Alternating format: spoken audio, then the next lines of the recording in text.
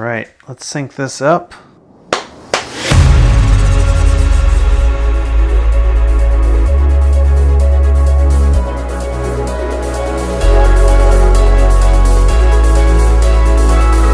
Ironman 70.3, Galveston.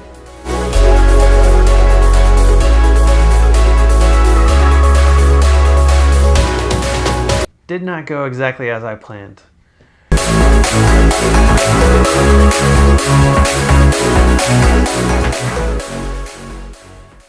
All right, guys. It's been a while since I've been in front of the camera. All right, you guys gotta sit down. Come on, sit down. Okay, you guys are making too much noise. I'll go out. Out. Go. All right. Had to kick the little guys out. It was a beautiful day the day before. Pre-race day was amazing. Weather was nice. There was an overcast, but it actually was hot. I mean, I was sweating out there. I got like a tan line on my neck. Bike check-in, day prior to race day. But I knew the weather was going to change the next day, and I had mentally prepared myself for worse conditions. All I'm hoping is no lightning, no thunderstorms. I don't care. Everything else I'm willing to deal with. So fingers crossed. We got to race day. The weather during the swim was great. The weather during the bike was awesome. Well, it was windy, but that's typical of Galveston. And it didn't rain until I got on my third loop of the run course. But I don't want to get too far ahead. Let's back up a second. Let's go each event one at a time. Swim race time goal was 40 minutes. That would be a 1:54 pace. Actual official time was 35 minutes and 56 seconds, which is a 1:51 pace. My Garmin watch time was 35:36 at a 1:41 pace. I don't know. It could be somewhere in between there. I don't agree with the added 20 seconds that was on the official time. I don't know how that happened. But I'm thinking more towards the latter, 1:41 time. Swim went really good. I was blown away whenever I got out of the water. I looked down at my watch and I was like, whoa, that was fast. And just to compare that, back in January, so January, February, March, about 3 months ago, I did Monica's Mile and I swam 2,000 meters. Let's see. And I got the official split sheet time, and it was, let's see, 2,000 meters in 45 minutes. Okay, so roughly about 1.2 miles in 45 minutes. That's a difference of 9 minutes, a 9-minute improvement in just 3 months. I'm blown away by that. I'm my own worst critic, and I can't criticize myself on that one right there. Now, the other two, that's a different story. I felt great. I felt confident. I felt relaxed that entire morning. Jumped in the water. I started to freak out with my goggles, not getting sealed on properly with the left seal, but I fixed that real quick. And we started the swim. Choppy water. I sucked 2 big waves in my mouth, but it didn't really bother me too much. As long as you got a good strokes per minute, cadence, you're just gonna keep chopping through those waves, and that's what I was doing. The only issue I had on the swim was getting bottlenecked in between swimmers. Unfortunately, I think I'm gonna have to be a little bit more aggressive for the next swim and kind of just swim over people. I was being real nice and trying to swim around. I think I swam over one person the entire course. Then you had swimmers in front of me just quit swimming.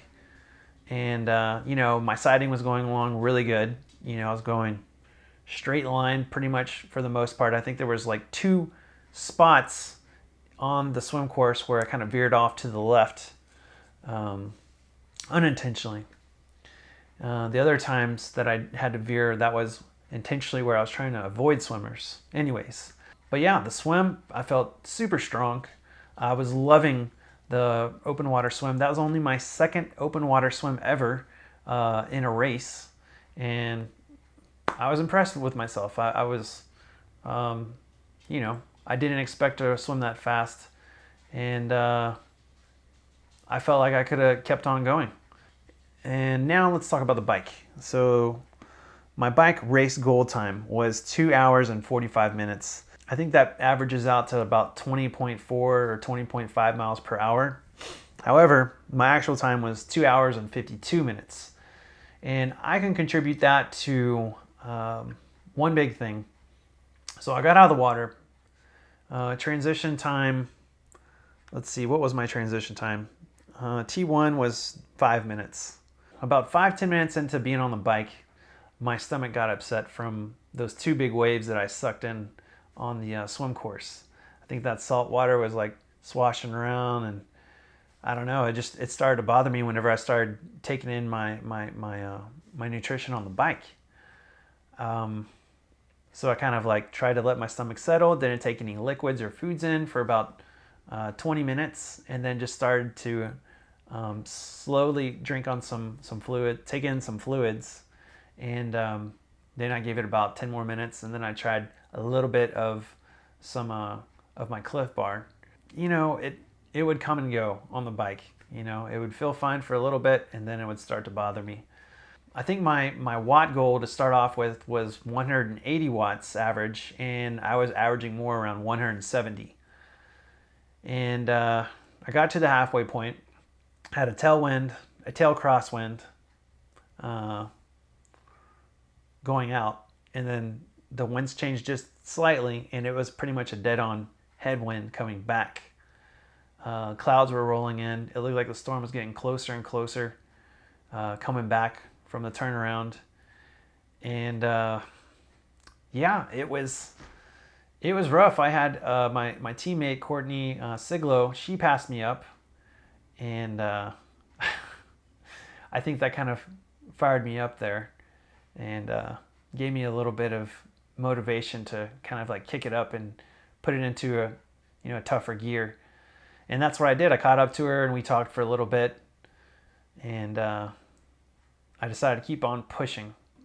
I was trying to hold about 190 watts at that point after I passed Courtney. But that wind was so bad. That wind was really affecting me, mostly because I'm still riding on a road bike. You know, I would do this kind of makeshift aero position where, you know, you just lay your forearms down on the top of the handlebars of your road bike and kind of mimic an aero position on a tri-bike.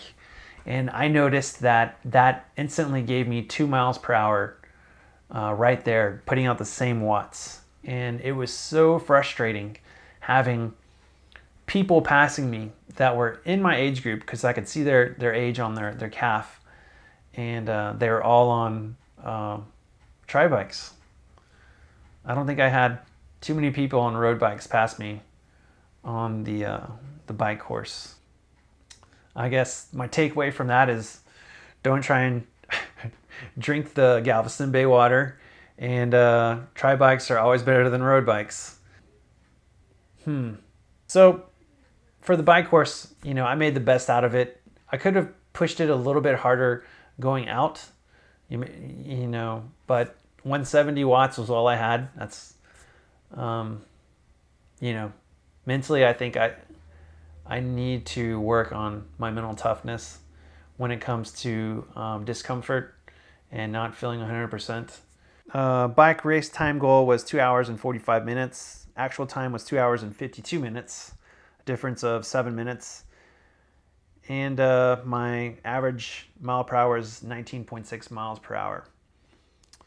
All right, so moving on to T2, that was 2 minutes and 53 seconds. Anyways, I started the run. Yeah, the run. I think the issue with my run right off the bat was I noticed my heart rate was much higher than what I wanted it to start off with. I wanted to start off around 150 beats per minute off the bike. So right off the bike, my splits, my first mile split my average heart rate was 156. I wanted it to be around 149, 150. So I had to dial back the pace. Originally, my plan was to start off at 9-minute, 20-second pace. But apparently for this one, just to keep my heart rate at 156 average, I had to run it at a 9:45. Yeah, I had to back that off. And then let's see. Yeah, my splits 9:45, mile 2, 9:27, mile 3, 9:35. Next one, mile 4 was 9:35, 9:37, 9:45, 9:39. And then mile 9, it was down to 9:23. Now at mile 9, that's when the officials pretty much walked out on the run course and started flagging everybody off, telling them to get off, seek shelter, get in the parking garage, where we sat for about 45 minutes until they came out and said the race has been canceled. But going back to my heart rate, if you look at the chart, which I'm going to probably put somewhere on the screen, I went really conservative on the run. I think I was a little bit worried that I was going to pop in the last 3 or 4 miles. Because if you look at my heart rate averages, it's 156, 159, 159, 160, 160, 160, 160, 160, 162, and then 168, 162 again for almost that mile number 10. I only got 0.8. Looking back, those heart rate numbers should have been, I think, at mile 6, mile 7, like I had planned. It should have jumped up to, I think, 170. I don't know. I think what I need to do is kind of evaluate myself on lactate threshold runs. I need to go out on runs that start off in zone 2 for the first 35-40 minutes, and then picking up the pace to where it's near my lactate threshold heart rate, and seeing how long I can hold the pace at that heart rate.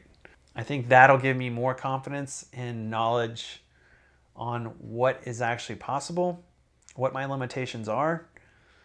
I've had runs that were like that, but the distance was too short. I only ran, I think, a little over 7 miles or 8 miles at that pace. So 8 miles, 13 miles, that's a big difference. And I think I started to second guess myself about not knowing that. And I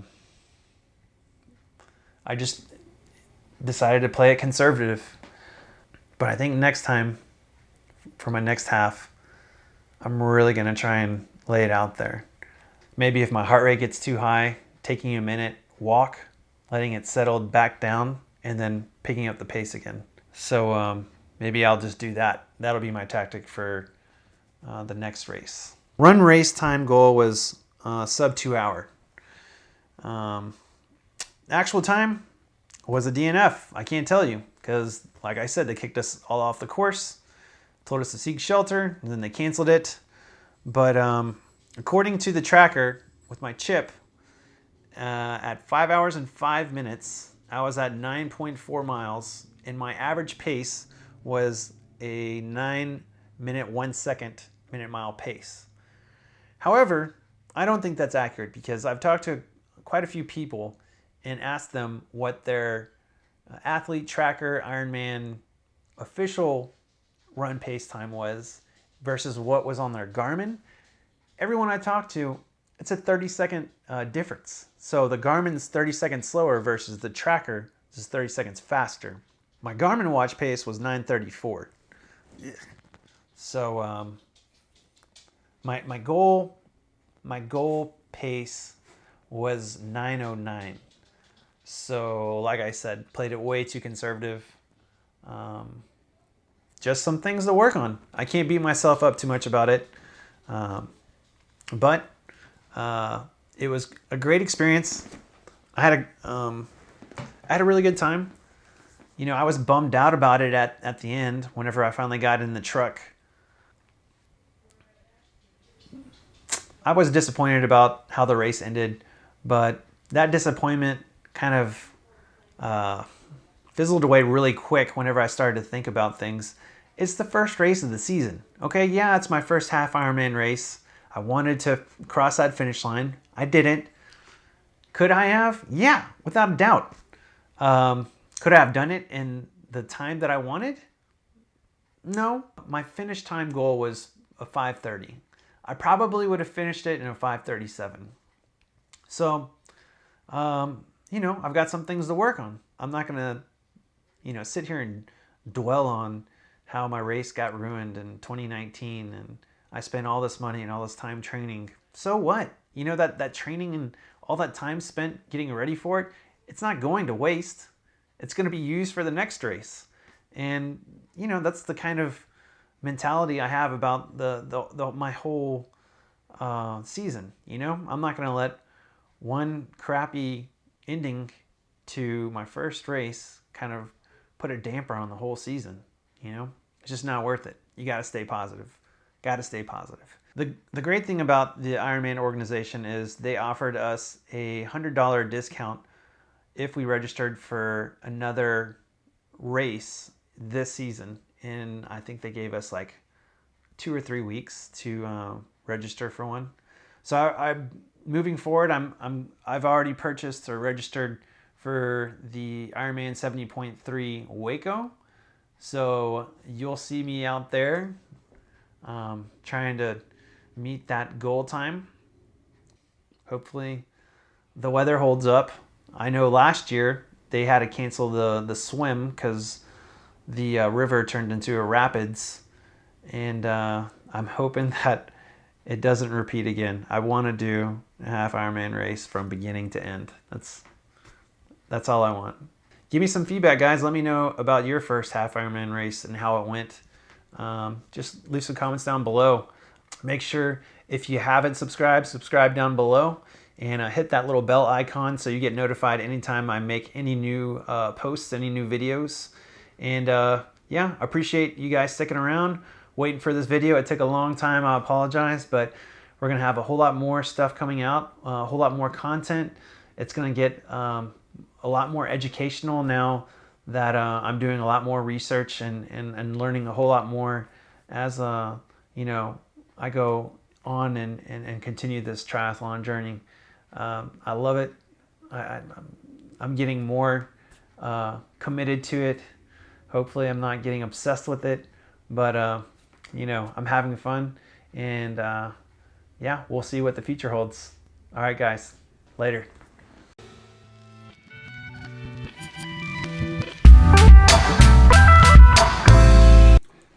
Transition bag after Galveston.